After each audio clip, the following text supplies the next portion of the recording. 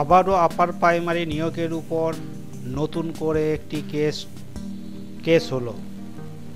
সেই সম্পর্কে এই ভিডিওতে আমরা বিস্তারিতভাবে জানব। 2012 সালের এসএসসি টেট পাসরা নিজেদের অগ্রাধিকার ও সরাসরি নিয়োগের দাবি জানিয়ে 19/10/2020 তারিখে সোমবার দায়ের করলেন কলকাতা হাইকোর্টের মামলা। 2012 সালের চাকরি প্রার্থীরা বঞ্চিত এমনই দাবি করেন। ভেরিফিকেশনও তাদের ডাকা হয়নি। এমনকি তাদের দাবি, এই মামলার অন্যতম আইনজীবী দিব্যেন্দু চ্যাটার্জির দাবি করেন 2012 সালের টেট পাস চাকরি প্রার্থীদের সমস্ত যোগ্যতা থাকা সত্ত্বেও নিয়োগ থেকে বঞ্চিত হয়েছেন। অবশেষে মামলার পথে চাকরি প্রার্থীরা বারবার কমিশনের দ্বারস্থ হয়েও লাভ হয়নি, এমনই অভিযোগ চাকরি প্রার্থীদের।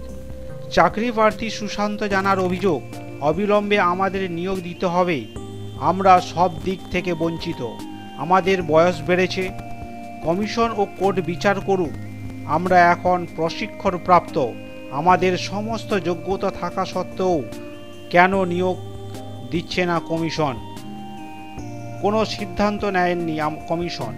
তাই আমরা আদালতের দ্বারস্থ হয়েছি। আদালত বিচার করুক।